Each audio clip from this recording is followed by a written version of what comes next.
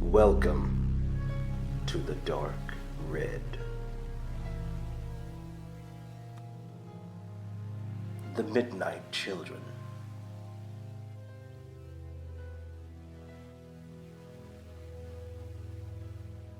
Raymond crossed the frost-crusted grass to where he and Liam had seen the four oddly creepy children the previous evening. Raymond had woken up at 12 a.m. on the dot, with a start, without exactly knowing why. Beads of sweat covered his entire body, and the air was hot, clammy, and close. He had gotten up to open the window, and saw them. They were motionless, but with intent. He couldn't subdue the unpleasant feeling that they were there to, 1, impart an important message, or 2, cause them serious harm.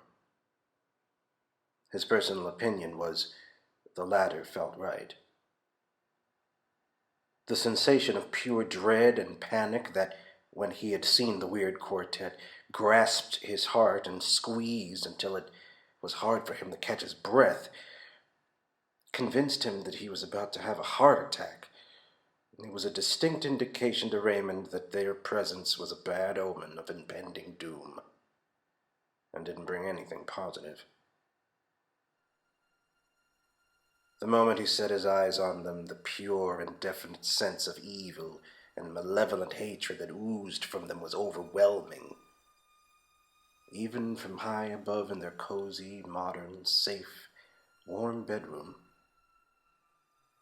This resulted in Raymond actually crying out in utter alarm, to the annoyance of Liam, when all four children raised their eyes toward the open window simultaneously and stared directly at both of them.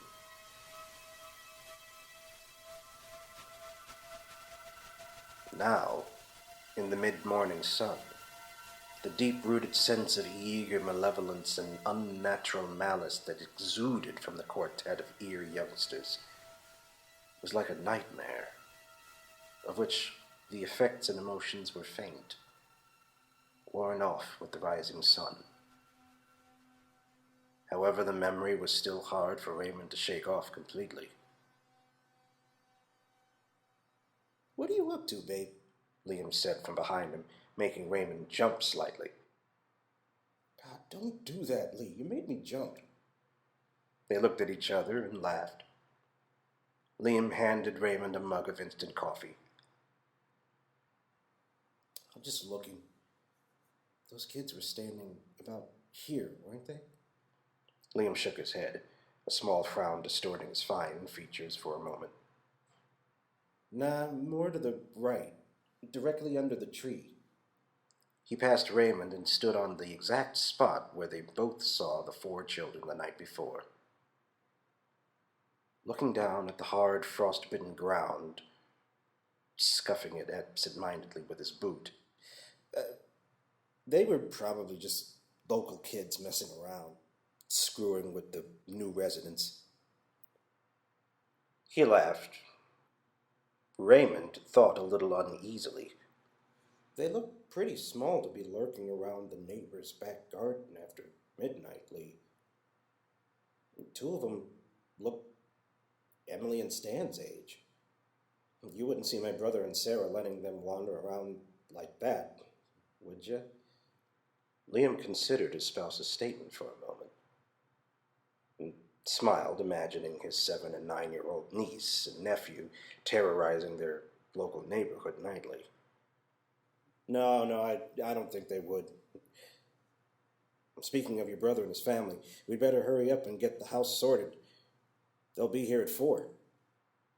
Raymond looked at his watch and sighed. "Whose idea was it to have a cozy family Christmas anyway?" he said. "That would have been yours, babe. Now come on, let's get to work." Liam put his arm around Raymond's shoulder and kissed his cheek. From a shadowy corner of the garden, invisible to Raymond and Liam. 4 sinister small figures balefully watched the 2 young men as they embraced each other lovingly, playfully shoving each other as they walked back through the garden to their warm, cozy house.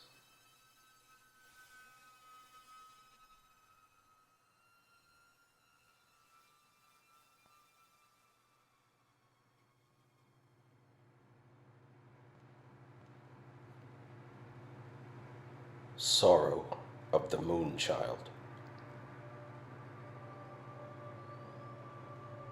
In the pale night glow, the demon child of the moon sits and fervently ponders, why, oh why, sweet mother, be this my only fate? To live only as the bane of fiends born of hate. He shudders at the memory of the curse by which he is led, driven to lament those that have by his own hand bled. Whence the gibbous moon is thus again revealed, the demon child looks up and sheds a stinging tear and knows his fate is sealed. Through agony his gentle body breaks and his mind is addled and feral. Please, sweet mother, I beg of you, deliver me from this peril. By no ear will his pleas sympathize, to no purpose our mercy beseeching cries, and all too soon the child succumbs to the whims of the moon. Now only blood will sate his corrupted lust, caring no longer if his wrath be or be not just, only by the risen dawn will his ferocity be spent. Only through the sight of a broken and mangled victim may he lament. In a cave, in a dark grotto, he will retreat and give in to his crushing sorrow. By what malignant summon, by what will was he forced to answer this accursed boon? In his heart he knows only the will of the sweet Mother Moon.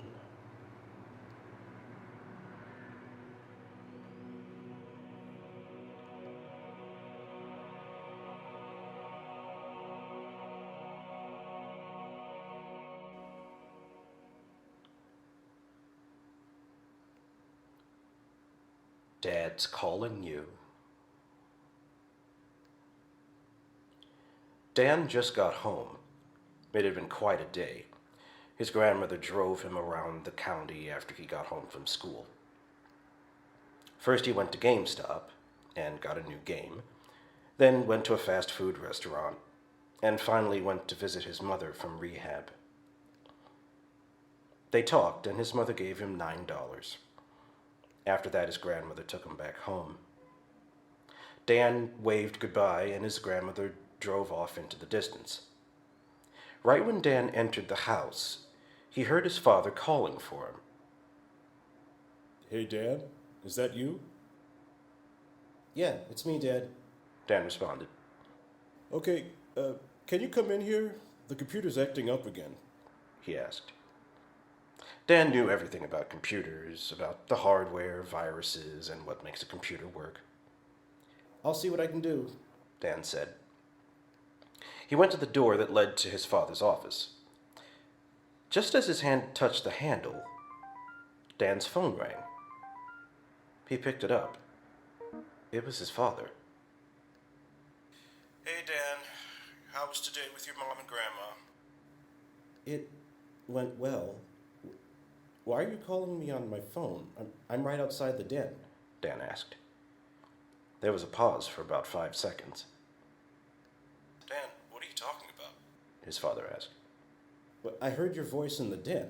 What's wrong with the computer? Dan responded. Another pause. Dan, what do you mean you heard me? I'm not even home. I went with Tina to a football game, remember? Dan froze in place. His mouth dropped. His fingers that once held the phone loosened, dropping it to the soft carpet he was standing on. Dan's father was still on the line. Dan? Dan, are you still there? What happened, Dan? Are you okay? Dan! Dan then heard a soft creaking noise coming from in front of him. He looked up to the office door slowly opening, and at first all Dan saw was pitch black. And all Dan did was just stare into the black, empty room. What Dan saw next made his heart stop completely. A head slowly emerged from the darkness. It was so deformed that it didn't even look like a head. The creature had no eyes, no nose, and no ears, just a mouth filled to the brim with sharp teeth, so sharp it could cut a person's skin just by touching them. Dan stood there, staring directly into the thing's deformed face. The monster opened its mouth, and without even moving its lips, Dan's father's voice came out. When I say get in here and fix the computer, I mean it. The voice said. And with that, the creature immediately wrapped its long hands around Dan like a snake. All Dan could do was scream as the creature pulled him into the dark void. His father heard his son's terrified shrieks through the phone. Dan, are you okay? Dan, hold on! Tina's calling the police! Then, the screams stopped. There was only silence. A silence only the dead can produce. Until the voice of Dan broke the silence. Dad?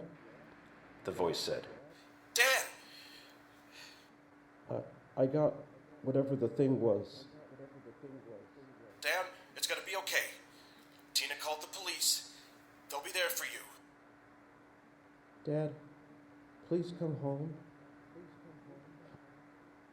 Don't worry. We're coming home right now. Please, Dad. I'm scared. I'm scared. I'm scared. I'm scared. I'm scared. Scared. Dan? What's wrong? Dan! Dan! The phone hung up, and silence took over once more.